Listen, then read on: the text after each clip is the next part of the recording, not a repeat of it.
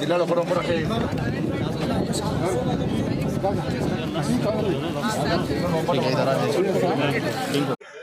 జరిగింది. దానికి అనుగుణంగా ఆయా జిల్లాలో పర్యటించడం, ఆ జిల్లాలో ప్రజల యొక్క బాగుండి తెలుసుకోవడం, దిశగా ప్రయత్నం చేయడం, దాని ద్వారా పూర్తి మంచి ఫలితాలు రావడంతో దీన్ని ఇంకా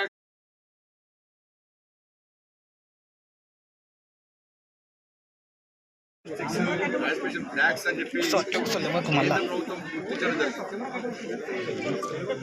2018